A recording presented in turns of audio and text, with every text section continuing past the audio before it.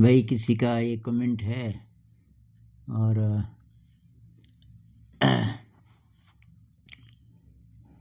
उन्होंने बोला है कि कृपया मार्गदर्शन करें और कि मेरा एक सवाल है कि कोई व्यक्ति मेहनत करता है दिन रात कंसिस्टेंटली पूरे डिसिप्लिन से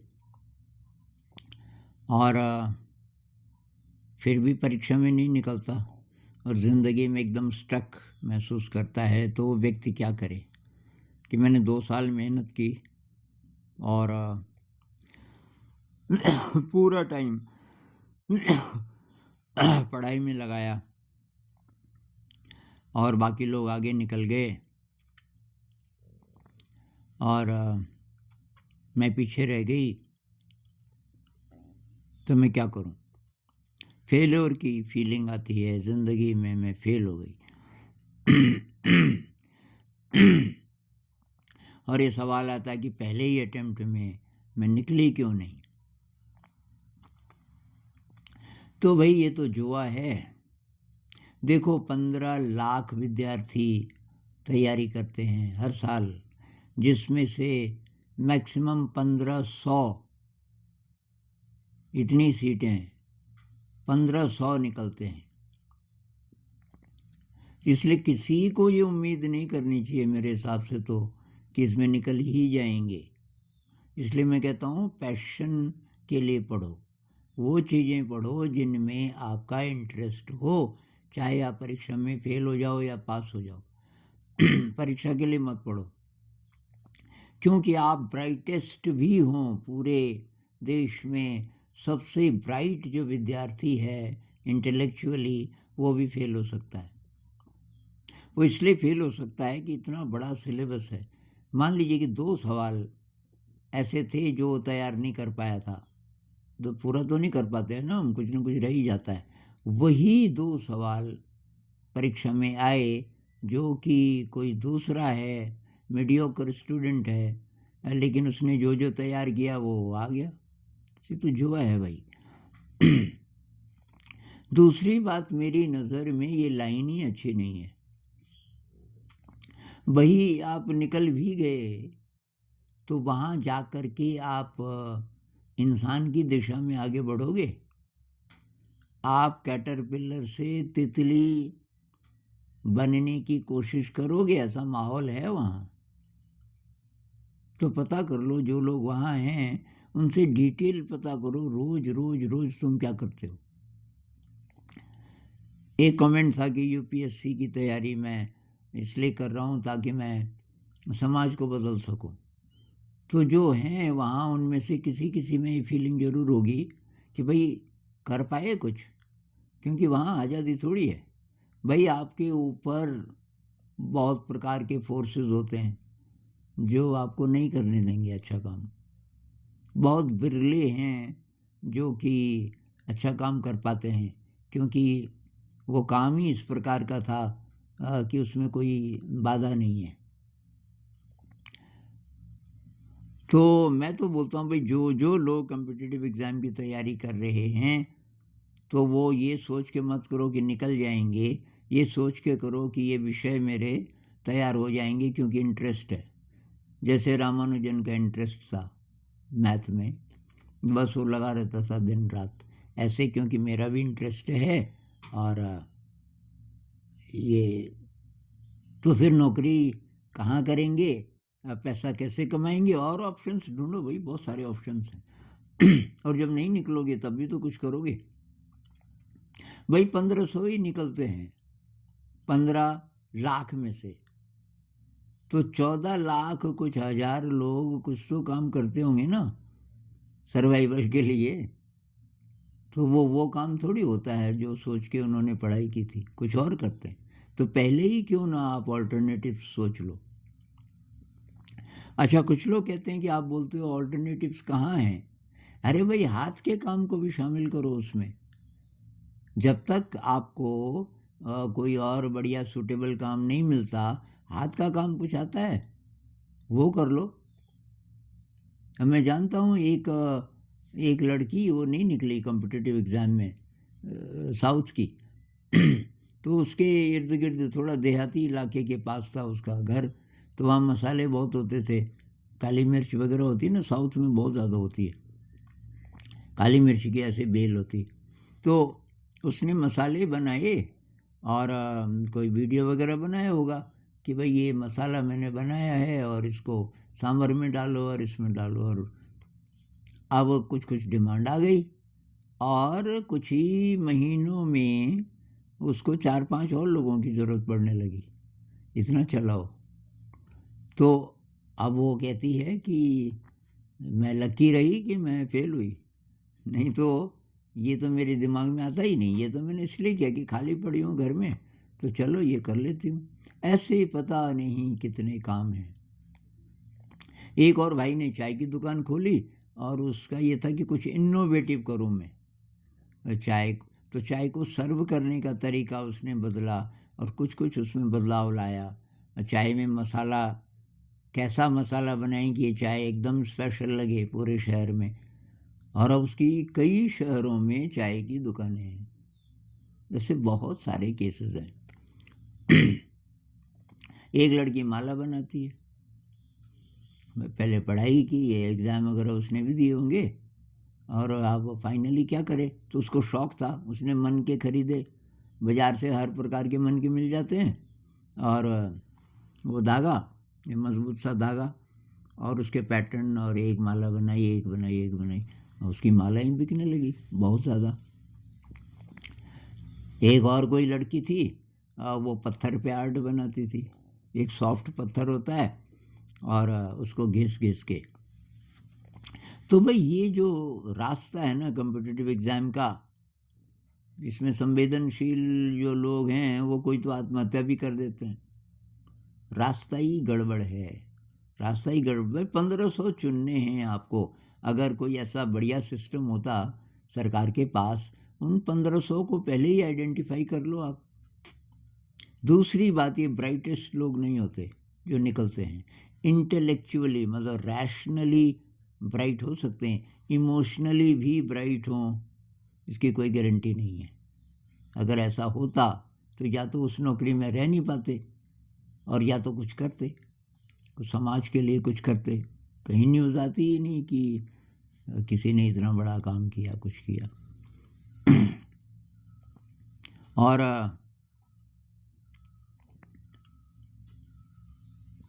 मैं पीछे हो गई 2 साल औरों से। अरे भाई और कहाँ कहाँ जा रहे हैं, 2 साल आगे कहाँ गए, नौकरी तो कर रहे हैं।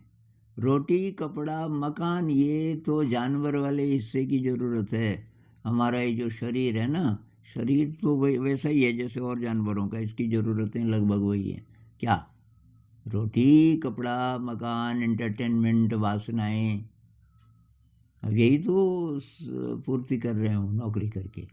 आगे कहाँ निकले, आगे पीछे कुछ नहीं होता ज़िंदगी में। आध्यात्म की जिसकी तलाश है वो मनुष्य है। तो जो सेटिस्फाइड हो गया कि जॉब मिल गई तो मनुष्य तो नहीं है वो। उसको वहाँ से तो शुरुआत करनी चाहिए कि अब ज़रा ये परिवार की देखभाल हो जाएगी और ये पैसे का इंतज़ाम, ये दुनिया के लिए ज़रूरी है ना, पैसा आपको थोड़ी चाहिए, किसी काम नहीं आता पैसा, लेकिन लाला जी के काम आता है।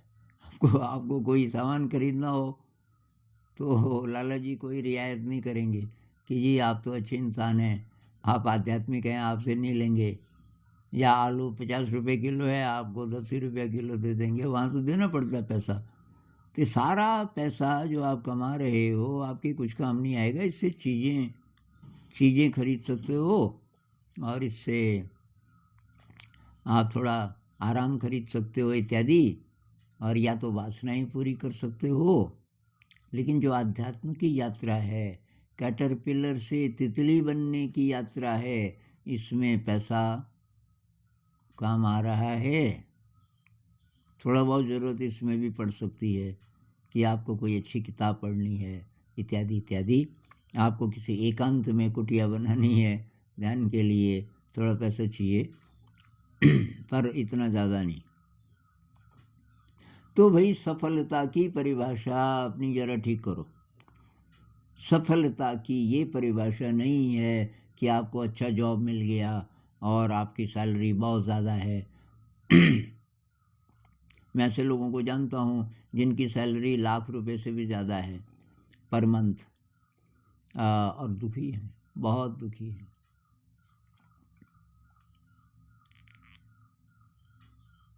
तो एक भाई साहब ने मुझे फ़ोन किया, कोई जानकार थे मेरे से काफ़ी छोटे, कि क्या हाल है आपका। अब फ़ोन आया रात को, और रात को मैं तो 9 बजे लेट जाता हूँ, तो वो फ़ोन ज़रा देर में आया। क्या हाल है, मैंने कहा यार एक तो उठा दिया आपने, मैं तो लेट गया था। कि अरे लेट गए थे, ये हम तो वीकेंड है तो रात तक 3 बजे से पहले तो सोते नहीं। अरे मैंने कहा मेरे लिए कोई वीकेंड नहीं, 3 बजे से पहले तो मैं जाग जाता हूँ सुबह, फिर ध्यान करते हैं, 4 से 5 और लोग भी आते हैं पर मैं तो उससे पहले ही बैठ जाता हूँ। कि ज़िंदगी कैसी चल रही है, मैंने कहा उत्सव है, रोज़ रोज़ सेलिब्रेशन है, रोज़ ध्यान करते हैं 2 बार, सुबह होती है ध्यान से शुरुआत होती है, सोने से पहले फिर ध्यान करते हैं 1 घंटा, फिर बच्चों के साथ ध्यान करते हैं, फिर वहाँ संगीत करते हैं। सब लोग एक साथ रहते हैं, जितने टीचर्स हैं एक साथ खाना खाते हैं और एक साथ सारे काम करते हैं। थोड़ा खेत का भी काम करते हैं जब टाइम मिलता है। सूखी लकड़ी लानी हो तो सब लोग, पिकनिक भी हो जाता है और जंगल जाते हैं, थर्मस में चाय वाय वगैरह ले जाते हैं, या तो किसी और को बोलते हैं भाई उस जगह जा रहे हैं हम लकड़ी के लिए, थोड़ा टाइम लगेगा तो तुम चाय लेके आना थर्मस पे। तो पिकनिक भी हो गया और लकड़ी भी आ गई, और ऐसे ज़िंदगी चल रही है। और क्रिएटिविटी है बहुत ज़्यादा, हर दिन बहुत ज़्यादा क्रिएटिव है, क्योंकि ये हमारा तो कक्षा 8 तक ही स्कूल है, अ, और इतना काफ़ी है। तो 8 तक की कक्षाओं में जो जो किताबें हैं, जो जो कॉन्सेप्ट्स हैं, उनको अगर आप अच्छे तरीके से पेश करना चाहते हो, तो जितने प्रकार के आपके स्किल हैं वो सब काम आएंगे। मतलब क्रिएटिविटी बहुत ज़्यादा है, क्योंकि हम संगीत की रचना करते हैं, संगीत को क्रिएट करते हैं, हर चीज़ की तह में जाते हैं, इसका मीनिंग क्या है, 1/2 का मीनिंग क्या है, 1/3 का मीनिंग क्या है in real life, black board पे नहीं। तो 1/2 धन 1/3 बराबर 5/6 कैसे हुआ, प्रैक्टिकली बता सकते हो। तो वो हम ऐसे ऐसे तरीके निकालते हैं कि उसका मीनिंग समझ आए। तो उस भाई साहब को बहुत निराशा हुई कि मैंने सोचा आप तकलीफ़ में हैं, न तो आपकी सैलरी है, और तो मैंने कहा तेरी सैलरी कितनी है, कि मेरी तो बहुत ज़्यादा है लेकिन मैं खुश नहीं हूँ। तो मैंने कहा छोड़, अब कि कैसे छोड़ूं, क्योंकि अब उसी हिसाब से ज़िंदगी का स्टैंडर्ड बना दिया तो लोग ट्रैप हो जाते हैं। आप स्टक नहीं हुए कि परीक्षा में नहीं निकले, स्टक वो होते हैं जो कि जिनकी नौकरी लग जाती है और आप छोड़ नहीं पाते, वो तो दे आर रियली स्टक। क्योंकि अब पैसा बहुत ज़्यादा है तो उसी हिसाब से आपका रहन सहन, आपका खान पान, बच्चों को ऐसे स्कूलों में जहाँ फीस ज़्यादा हो, हालांकि ज्ञान जीरो है उन स्कूलों में, लगभग सभी स्कूलों में, बहुत कम हैं जो अच्छे स्कूल हैं, लेकिन फ़ीस बहुत ज़्यादा है। रईस लोगों के बच्चे वहीं जाते हैं, तो आपने भी भेज दिए क्योंकि फ़ीस तो वही दे पाएंगे ना। तो वो है ट्रैप। अब उस लाइफ़स्टाइल को चेंज करने में बहुत मुश्किल है, ना बच्चे मानेंगे, ना बीवी मानेगी, ना पति मानेगा, जो भी है। तो भाई कुछ नहीं बिगड़ा, ये दिशा बदलो, है ना। आप इसमें नहीं निकल पा रहे, अगर एक आध बार और अटेम्प्ट करना है, मजाक मजाक में करो, विषयों को इसलिए पढ़ो कि भाई उनमें आपको मज़ा आ रहा है। भाई मैंने तो ऐसे किया, इंग्लिश लिटरेचर मैंने लिया लेकिन पास होने के लिए नहीं। आप मेरी लाइफ स्टोरी के वीडियोस देखना, मुझे बैच जी ने बोला था, मैं तो लगभग मर गया था ना, तो मेरी टाँगें बेकार हो गई थी। मैं अपनी टाँगों पे खड़ा नहीं हो सकता था। ऐसी हालत से वैद्य जी ने, एलोपैथी वालों ने मार दिया था लगभग, डिक्लेयर कर दिया था ये 3 महीने में मर जाएगा, कोई इलाज नहीं। लेकिन वैद्य जी ने मुझे ठीक किया और 1.5 महीने में ठीक कर दिया। 1.5 महीने में मैं साइकिल चलाने लगा, वॉलीबॉल खेलने लगा, ठीक-ठाक हो गया। पर उन्होंने बोला परीक्षा मत दे क्योंकि ये तेरे दिमाग पे ज़ोर पड़ा। एक्चुअली बात सही थी, मैं बहुत डिप्रेस्ड था और उसके कारण फिर ये शरीर गड़बड़ाया। 2 ढाई साल से चल रहा था। मैंने कहा नहीं बाजी, मैं मेरी तो बहुत इच्छा हो रही पढ़ने की। अरे कि फिर वो मैंने कहा प्रेशर तो तब आता है ना जब परीक्षा के लिए पढ़ो कि मुझे पास होना है। मैं तो ज्ञान के लिए पढ़ूँगा। तो उन्होंने भाई साहब को बुलाया, भाई ये क्या बोल रहा है? ज्ञान के लिए पढ़ूँगा। मैंने कहा मैं हॉस्टल में रहूँगा और वहाँ ज़रा बढ़िया है और ज्ञान के लिए पढ़ूँगा।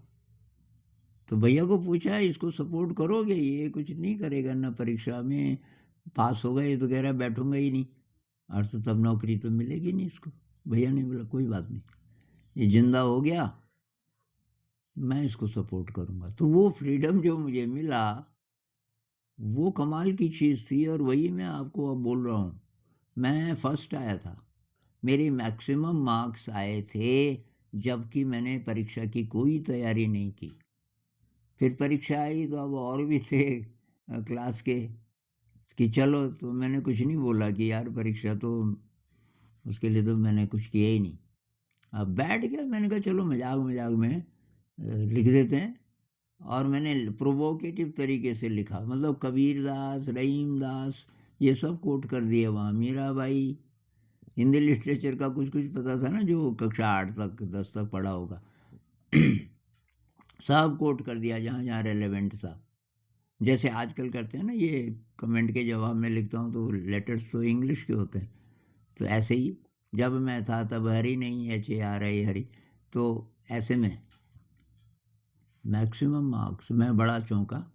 और वो जो मैंने पढ़ा तब का, ये बात है अर्ली 80s की, मुझे अभी तक याद है बहुत सारी चीज़ें। कीट्स की पोएम्स मुझे अभी तक याद होंगी बहुत सारी।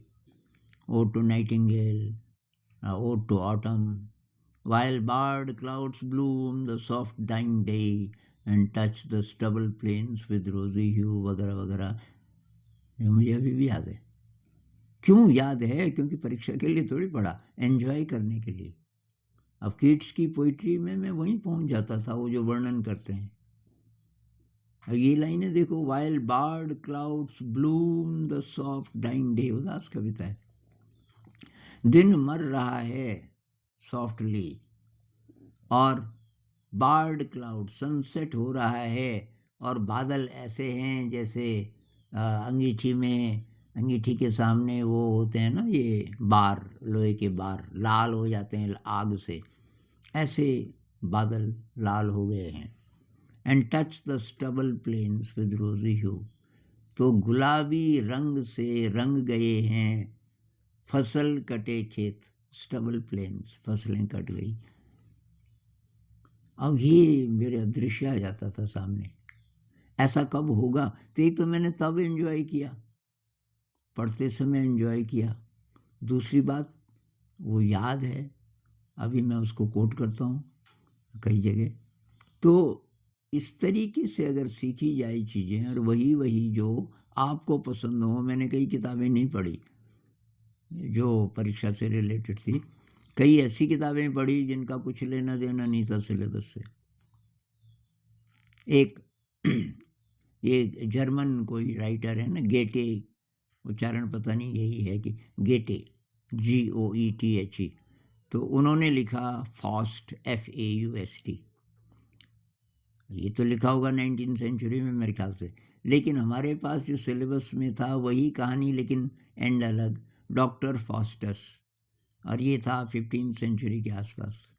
हमारे एक प्रोफेसर आए, उन्होंने देखा वो फॉस्ट गेटे का, हंसे। मैं नया नया गया था, मुझे सब सोचते थे कहाँ से पकड़ के लाए इसको, बोलता मैं बहुत कम था।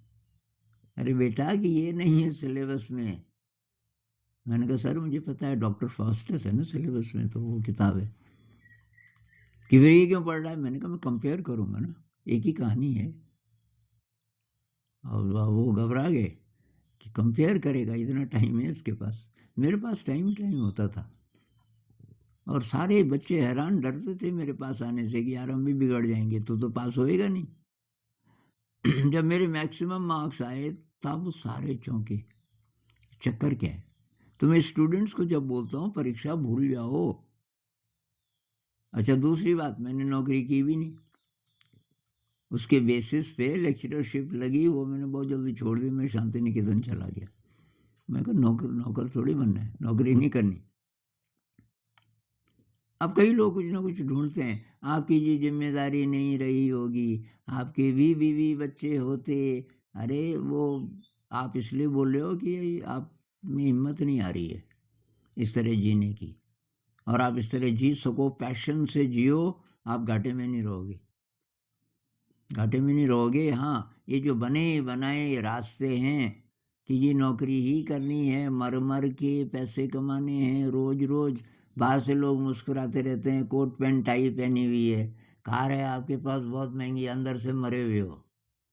मैं मरा हुआ आदमी जा रहा है वहाँ ऑफिस में, स्ट्रेसफुल, कई कई घंटे आपके ऊपर, कई कई साहब।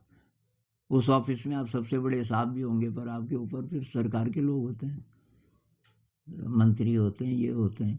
आप कुछ करना चाहते हैं तब तक फ़ोन आ जाता है, ये नहीं ये कर रहे हैं। अब वो सच्ची बात थोड़ी बताएंगे ना, किसको बताएं? अभी बीवी बच्चों को तो बता नहीं सकते, वो भी डिस्टर्ब हो जाएंगे। तो अंदर से खींचे हुए, अंदर से आक्रोश, अंदर से उदासी। अब उसको ठीक करने के लिए तो कुछ और चीज़ करते हैं वो लोग, जो कि और गड़बड़ करता है। बीमारियां लग जाती हैं अंदर ही अंदर, कुछ ना कुछ। जब तक वो 60 साल पे पहुंचते हैं, 60-65, कई प्रकार की बीमारियां। भाई जिंदगी बहुत छोटी है, डेथ से बैकवर्ड प्लान करो।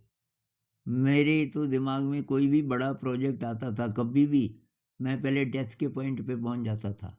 सपोज आ गई डेथ, कल मुझे मरना है, अब वहां से देखो पीछे, इज इट रेलेवेंट? भाई मुझे तो मरना है। अभी ये जो मैं 2 मंजिला मकान बना रहा हूँ इसलिए कि ये दिखे, क्या दिखे, मैं तो जा रहा हूँ। इस एंगल से अगर आप देखो, भाई जिंदगी बहुत छोटी है। What does it mean to live like a human being? इंसान की जिंदगी यही है, नौकरी करो। जो बने बनाए सिस्टम हैं, corrupt systems, inefficient systems, corrupt नहीं भी हैं तो इनएफिशिएंट हैं।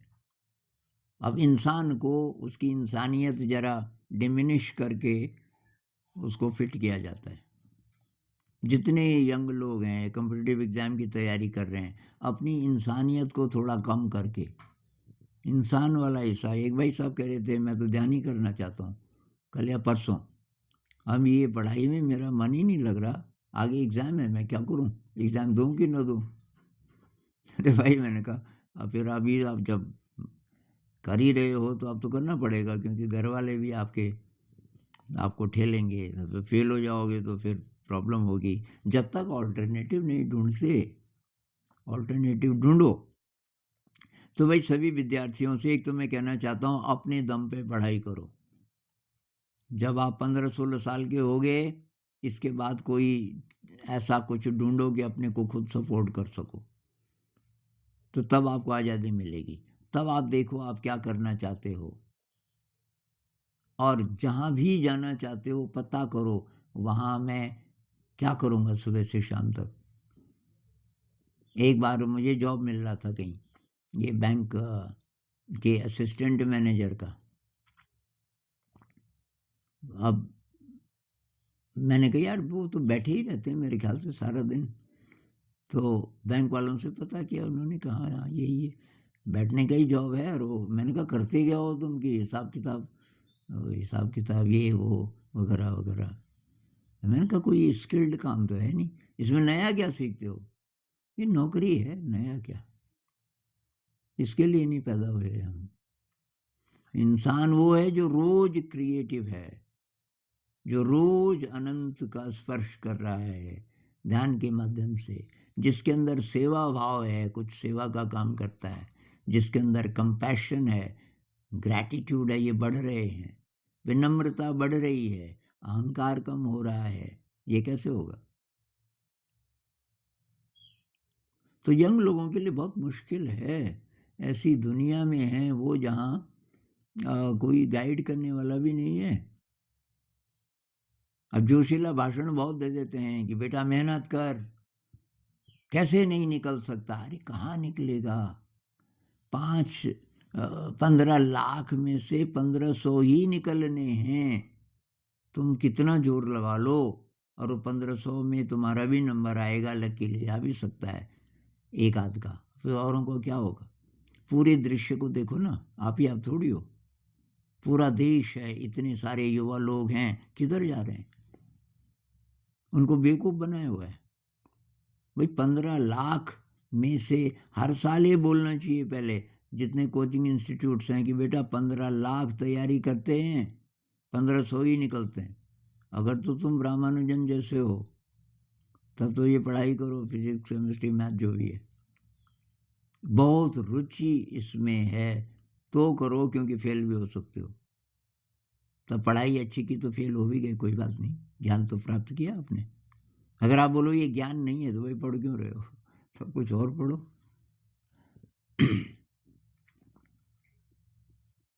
अब आप बोलोगे कि ये तो आप अब बोल रहे हो, मैं अब नहीं बोल रहा हूँ, मैं पहले से ही मेरी ये फिलॉसफी थी कि मुझे भाई अपने ढंग से जीना है, और मैं तो वैसे ही जिया, इसीलिए मैं दावे से ये बातें ऐसे बोल सकता हूँ कि भाई